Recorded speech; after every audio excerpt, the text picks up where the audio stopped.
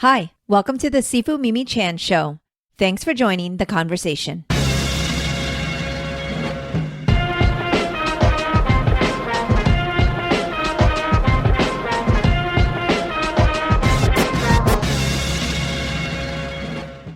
Hi everyone. In this episode, I am answering some listener questions on my Kung Fu journey and the secret to improving Kung Fu. I also share some personal stories about growing up with my father, Grandmaster Pui Chan, as my teacher. Listen on for all the answers. If you like this episode, let me know by rating my podcast on your platform of choice and sharing it with others. If you would like to support with a donation to help keep this podcast going and support the work I do, you can become a patron of the show by visiting my website or patreon.com/Sifu Mimi Chan. For comments or suggestions, reach out on social media at Sifu Mimi Chan. Now, on with the show. Hello. Welcome to another solo podcast episode. Hopefully you guys are enjoying these, and please feel free to give me feedback if you are not, or if you have questions. So I found that a lot of times I get listener questions, but also Kung Fu student questions, and I don't always have time to go into depth with those answers. And many people have suggested that perhaps I continue to do these solo podcasts so that I can go a little bit more in depth, share some stories and insights, and hopefully don't come across too lecture-y. So I start to go into Kung Fu teacher mode when I start talking about Kung Fu things versus the podcast mode where I'm just curious and a really great listener. So these solo podcasts can get out of hand. Please let me know if they start to, but I'd love some feedback and I'd love some more questions. So if you have them, please submit them, as I am definitely going to be trying to throw these into the rotation so that we have a little bit of variety. A lot of you have expressed the desire to hear more about the martial arts journey, to hear more about martial arts philosophy. So hopefully these will be of interest to you. All right, well, today I thought I would tackle one of the most common martial artist questions I get, whether it be from students myself that I teach at the school or other students from the different schools we have throughout the Wallum system, or back when I used to be a tournament judge. I would go around to different tournaments. I would judge. A lot of times the competitors would come up and ask, what they could improve on, and sometimes they would even ask, like, how can I improve? What was that turning point for you? And one of the things that I always reference is literally a very, very specific summer in my life. It was the summer of 94. Actually, I think it was the summer of 94, but basically for me, one of the things that I recall, if you all have seen, quick plug, Pui Chan Kung Fu Pioneer in the documentary, you'll notice that I talk about how I didn't love Kung Fu when I was younger. I didn't really feel like it was something I was passionate about, but something that I was forced to do. And just really, it was just kind of part of my daily routine, part of my life, what I did. I woke up, I went to school, I went to Kung Fu. Now it's pretty much rinse and repeat.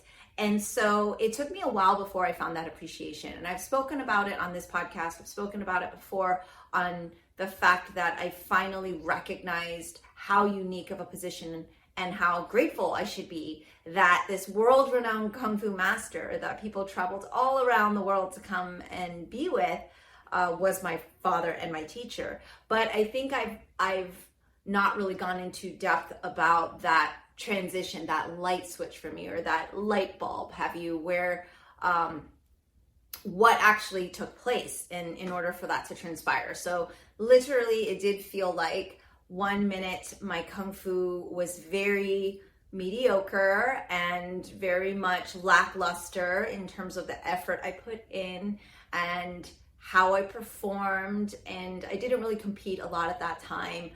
Probably before I was 15, and just, here and there. And, I was, because of the number of years of experience I had, I was always at an advantage, whether competing as a 12-year-old or a 13-year-old. I was already then 10 plus years in experience compared to other practitioners. So in terms of tournaments, I fared well, right? I always, quote unquote, won, but it really doesn't mean that looking back, I would be proud of those performances. So when I get asked, like, how did I improve? My first answer is still working on it, hoping to get there, hoping to improve. As we get older, we get pulled in multiple directions. We get distracted, right? And so we're not able to necessarily put enough priority and attention on ourselves. No excuses. But as a teacher, your job is to give. Your job is to help others and enrich their lives and bring them on that journey, whether it be for the physical aspects, whether it be for the mental and emotional aspects of balancing out who you are. And that's a whole nother podcast. But I always talk about the fact that once I made that revelation, so I think I talked about it on my last podcast, of hearing the story of someone who traveled all the way from South Africa to be with my father, I thought, wow, I need to put more effort into this. I need to actually, basically kick my own ass. And so my father was always my teacher, but he never really over pushed me. And I think it's because he didn't want to push me completely away. I've heard him tell other Kung Fu, and not just Walam, but other grandmasters who would say, how did you get Mimi to love Kung Fu? How did you get her involved? And you're so lucky. And I think he did find this balance between making sure it was part of my routine, making sure that it was something I had to do, but at the same time, not driving me so hard that I hated it so much. As soon as I turned 18, I was like, I'm out, I'm gone, never doing this stuff again, which you see a lot in Asian American AAPI culture, where whether they own a restaurant or a business or their family are all doctors, et cetera, you get pushed so far away from what your family line is doing.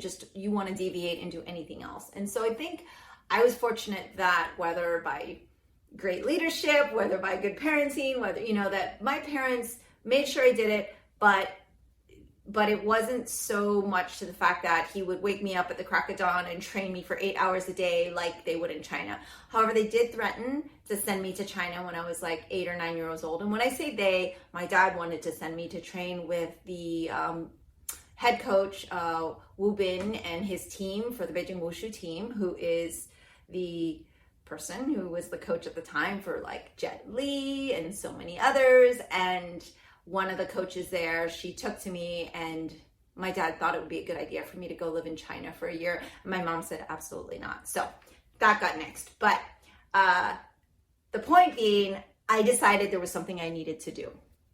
And what that meant was I needed to practice, right? So it seemed very, very obvious that in order to improve, one needs to practice. And there were upcoming tournaments in my life at that time as I transitioned like 15, 16. I was like, okay, I think this is a time in my life where I want to work harder and I want to improve and not embarrass my family too badly. And I wanted to just kind of take it more seriously. And so I came up with my own schedule. I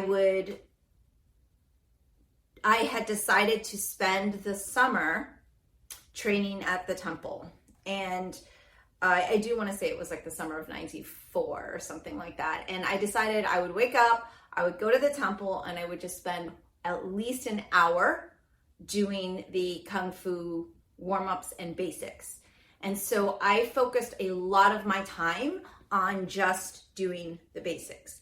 And as a competitor, people would say, oh, you do all these fancy moves, you can do butterfly kicks and splits and all this other stuff. And, do you practice that stuff all the time? And ironically, that summer, I literally went there every day, and I spent all that time really focusing on what I teach now every Monday night in my Kung Fu Advanced class are those basics, and doing my stances and doing the kicks and just doing the basic warm-ups and just kind of absorbing and just being in the temple, lighting those incense at the start of the training session, having gratitude and being present and aware of where I was and what I was going to do, and then just taking the time to love the fundamentals and the basics. And I think that just cannot be understated or underestimated, and how essential that was in the progress that was my literal day and night of Kung Fu performance. I actually remember, right before that summer, we had a show or something, and I did my form and it was okay, whatever. And then after that summer, we had some grand opening events up north. We also had some tournaments, and literally all of my Kung Fu peers, my Kung Fu brothers, and at the time Kung Fu sisters, and my, people that were in the system just asked my parents, like, what happened? Who is this person? And it's not that I was like this amazing Kung Fu practitioner all of a sudden, but you could see like the spark. So it wasn't just the spirit, but you could see that there was some work that had been done. And so because I had a foundation, I've been doing this thing for 15 years of my life, and every day, even though I didn't do it well, it was there, right? It was kind of like dormant. And then just me hyper focusing on those basics just allowed me to then strengthen my performance, strengthen all of the complicated moves, being able to transition from an average practitioner to a undefeated grand champion of Kung Fu, right? And so it wasn't anything fancy. It wasn't a secret formula. It was literally just spending a whole summer doing my basics. And then throughout that next year of high school, I would even wake up at 5 a.m. in the morning sometimes to just get to the temple and do those basics before school. I was very dedicated to making sure that I had time to do those fundamentals. So whatever you do in life, when people ask for my opinion, I say just go back to the ABCs. And I would guess that as an artist or a writer or an athlete, there are some, musician, you have scales, like those are the things that will really take you to a higher level. So it's kind of knowing your basics at an advanced level. So oftentimes in my advanced class, I will spend 45 minutes to maybe the whole class doing the basics. And I feel like sometimes that can be very quote unquote boring for students, but at the same time, I hope that I can articulate how important it is, and also that the student or practitioner can then appreciate what we're doing, even though the movements are familiar, even though the movements are the same that I've been doing for XYZ years. I've been at the school for blah, blah, blah, that it becomes something new. Right? I am not a great meditator. I know that's like, you're not even supposed to grade your meditation level, but I've never found the higher plane. I don't transcend, and I often get very antsy, and I know that the point of meditation is the act of trying to do it, not trying to do it perfectly or having some sort of achievement. I mean, I'm sure there is some level of, I meditate for an hour and my mind is so clear, but I think it's just the act of it, right? And so the same can be said for your martial arts training. It's just a matter of like having that intention and putting all your energy towards doing and attempting to kind of get it done right. So for me, that summer of basics was the game changer. And I would urge anyone to explore that and kind of let me know what that means for you, because really rediscovering the basics, rediscovering your fundamentals truly is what growth, I think, is about. And I don't want to get too meta or anything, but I feel like as a person, that's also the case, right? And so as I've become a social justice warrior or activist, somebody who has been fighting for a lot of different communities that are marginalized or for causes that I really believe in. As you know, I've been working on the AAPI history bill. I have been speaking out for abortion access and reproductive rights. I was so privileged to partake in an incredible protest and moment and rally in Orlando with Representative Ana Eskamani, who, led this charge. And I feel like the fundamentals of who you are always has to be explored, because we can kind of look at ourselves at different moments in time and like rediscover that, like, who am I as a person? What was I taught growing up? I was taught to be kind. I had a religious upbringing, which, I don't necessarily follow now, but I do know that kindness to your neighbor, right? Be good to one another, respect the teachings of Kung Fu at my school, which is to learn kindness and fellowship and hard work, to respect and to have control. All of those things are the fundamentals of who I am, right? So I think re-exploring that as well is a practice that we have to do in order to kind of touch base with ourselves and to constantly improve as humans. 10, 15 years ago, I didn't consider myself an activist. I felt something about a lot of the causes. I had opinions, but I didn't act on them. I didn't do anything. I didn't take action. And I'm not saying that everybody should or has to, but I feel like when Oscar and I talk to people who are training and they are maybe complaining about not progressing or complaining about not getting the results they want, the question we ask is, well, what are you doing and how is it working for you? And 9 times out of 10, we're not really doing what is leading us to our goal, right? And I feel like the answer is too easy, that you should just go back to the basics and go back to the fundamentals and kind of dig deeper into that trench of knowledge that's already there and then build on that. So for me, as a Kung Fu practitioner, as a martial artist, going into my basics at 16 and just spending the whole summer dedicating and sweating in the temple was what elevated my Kung Fu. Am I where I want to be? Absolutely not. But I've also directed an award-winning film. I've also ended up, social justice warrior and fighting and working on causes I really believe in. I run the Wallam system. There are a lot of other things. I'm not the best martial artist in the world, and that has come at a cost of me being able to multitask and do other things and have a balance. And I have to be okay with that balance, right? So my fundamental of who I am, I have to keep revisiting to see if that where does that balance lie? Do I feel good about it? Do I feel positive? And I think as humans, it's something that maybe we don't consider as much in such a formulaic way, right? So for me, when people ask, how did your Kung Fu get better? How are you an quote unquote undefeated grand champion? It sounds so, to say that, I always get a little bit embarrassed, as my students just went through tournament training. A lot of them will be competing for the first time very soon, in a couple of weeks by the time this airs. Hopefully they did well, it would be over.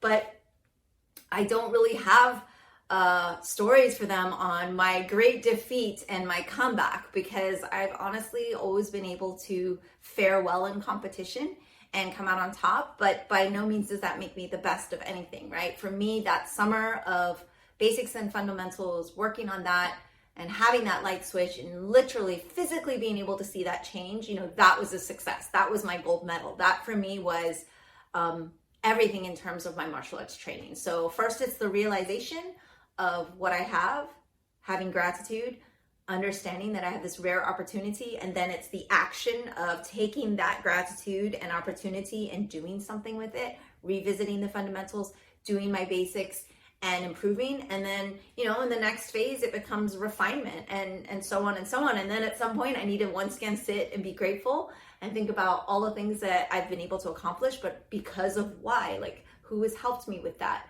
What has kind of made all of that possible? And then I go back to my fundamentals, revisit that, and so on, right? So I feel like it's this cycle, but instead of getting bored with the basics, I think we can constantly be rediscovering that and what that means.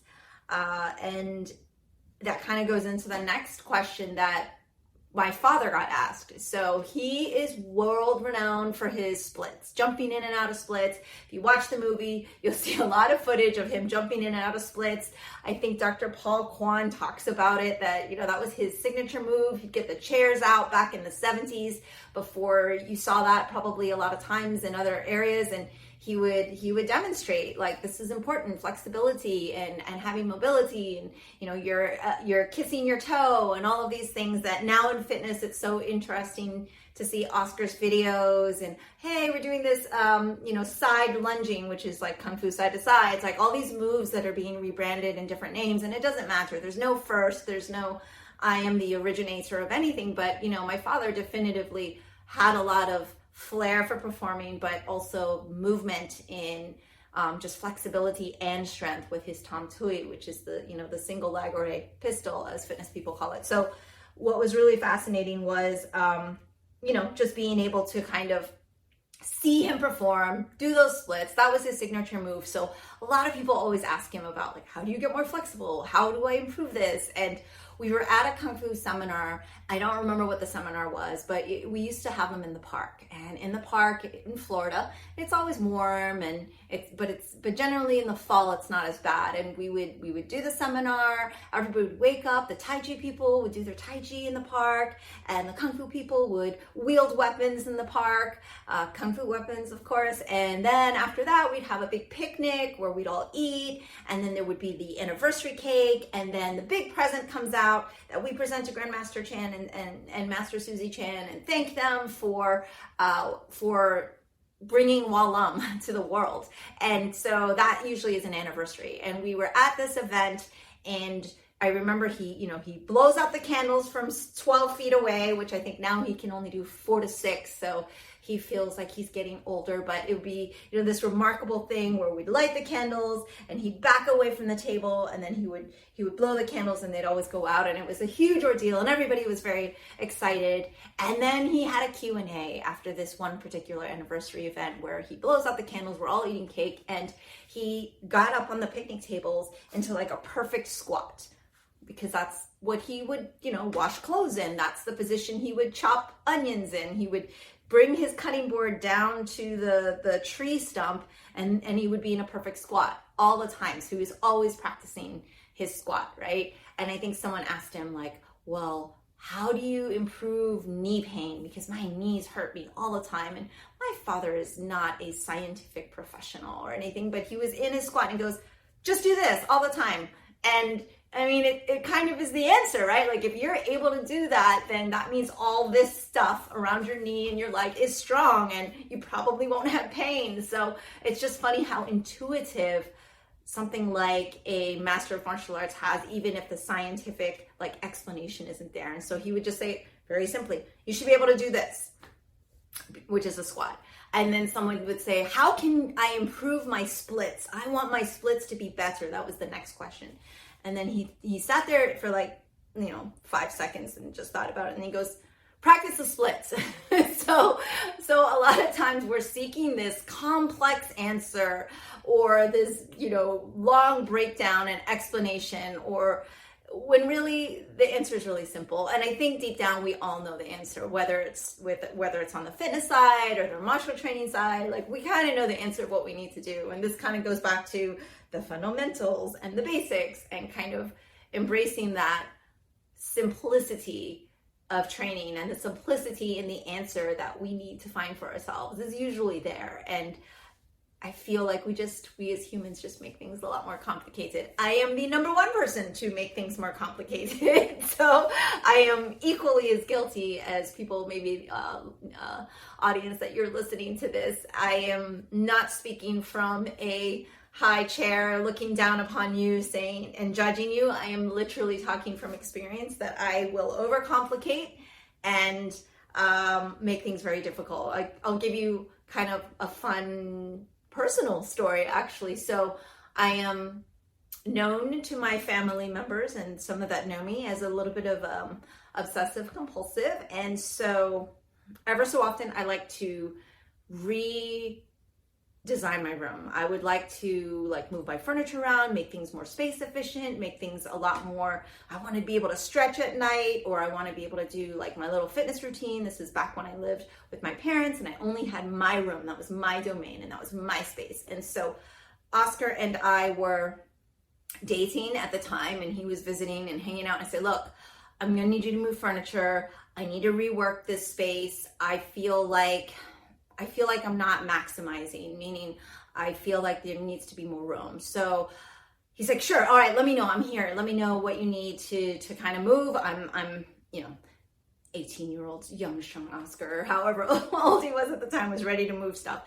And I'm like, okay, just hold on one second. And I got my pen and my measuring tape, and literally 30 to 40 minutes later, while he was napping on the floor, I kind of mapped everything out and took measurements of everything. I said, okay, I'm ready to go.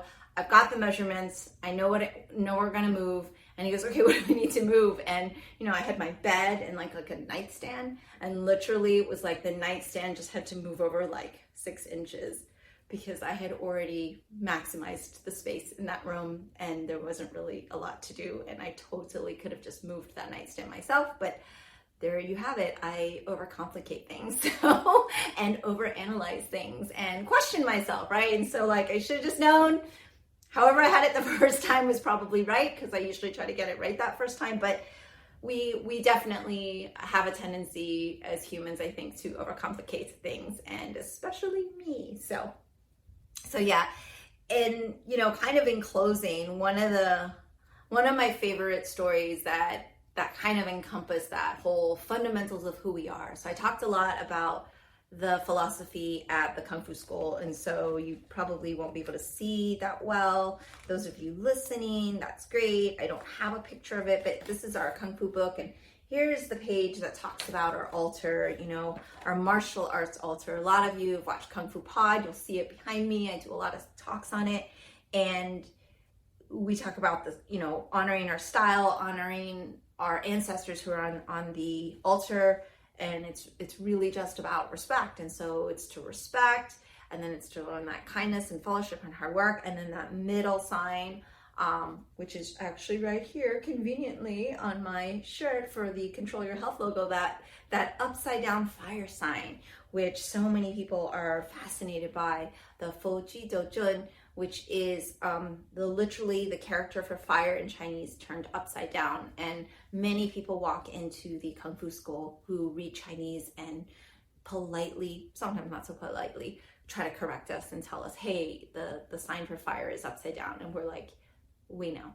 So this symbol is very specific to my father's village in Shajiang. This is not just a martial code. This isn't, other martial arts masters have come and asked about this. So this is not something that is anything outside of specifically to my father's village and to his style and to our particular martial arts altar. And they believe taking that fire, the sign for fire, and literally turning upside down is extinguishing fire. So it's taking it and bringing in that control and patience. So like your anger, you're going to extinguish it. Anything that's inflamed, or the tendency to lash out, like it's patience, it's control, it's centering yourself, right? And so I feel like that is something I have always had trouble with, because I very much want things to be efficient, effective. Now I want to get it done. And that really applied to my Kung Fu training as well.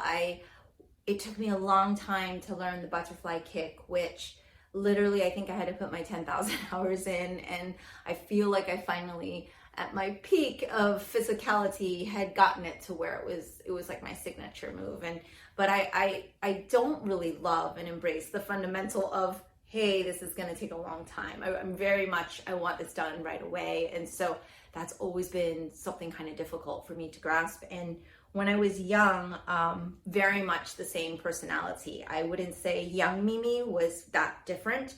She was just shorter, much shorter, and with pigtails. So really, my personality has been pretty consistent from what people tell me. And one thing that really resonates is that when I was maybe 8 or 9 or something like that, one of the things I loved was fruit, and I still do love fruit. And my father was very, very excited about a tree he was planting. And I was in the house, and he ran inside and he said, "Come outside really quick. Come outside right now. Oh my gosh, you're going to be so excited. Star fruit tree.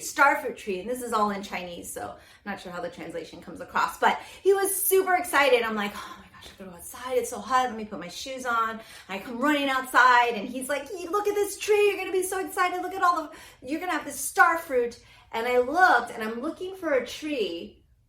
And then I looked down, and literally there's this plant in the ground, like a stem with a couple leaves. And he goes, "There's a star fruit tree." And I'm like, "That's the star fruit tree? Where's the star fruit? I want to eat the star fruit now." And he goes, "Just you wait.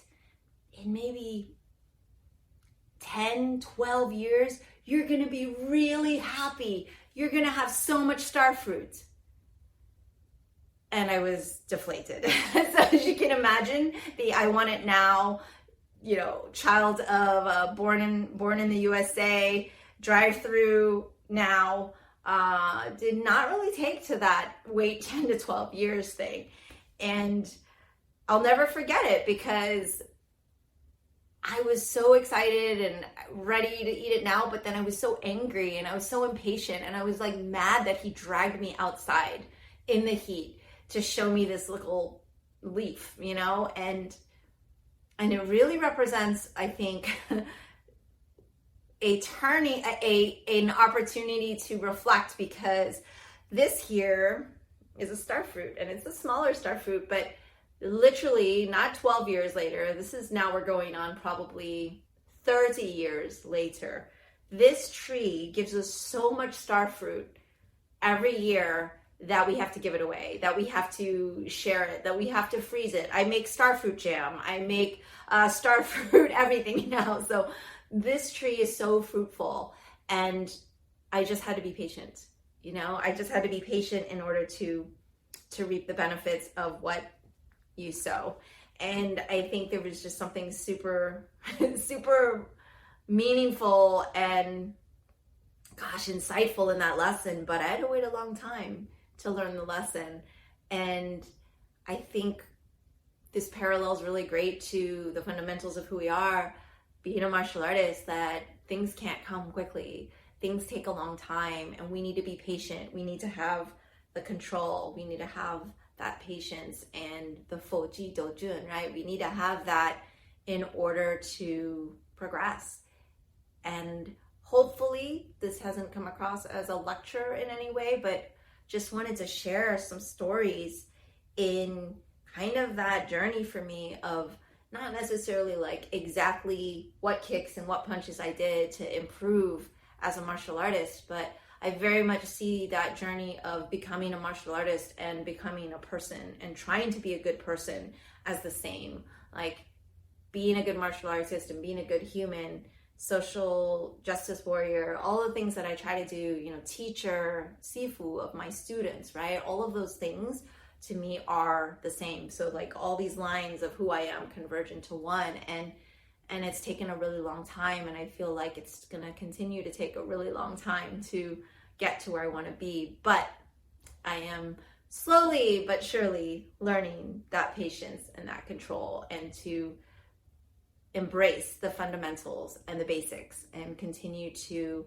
improve them. So that is my story for today. Hopefully it answers your question, those who were asking about how my personal improvement went, and hopefully it was entertaining. You got a little window into who I am and what it was like for me growing up, especially with my father, Grandmaster Chan. A lot of people always have questions about that. So send me more questions and let me know if you're enjoying these solo podcasts. I honestly like having guests because I just get to ask questions and let them go. And I just, right now I'm sitting here in our home gym and just kind of getting a bit of a stretch, but talking to all of you, and this is fun too, but it's a bit different. So please give me encouragement if you're liking this, and I will see you next time. Bye. That's all for today's episode. Thanks for listening to the Sifu Mimi Chan Show. You can become a patron of the show at patreon.com/Sifu Mimi Chan to help keep this podcast going. Follow me and interact on social media at Sifu Mimi Chan on Instagram, Twitter, or Facebook.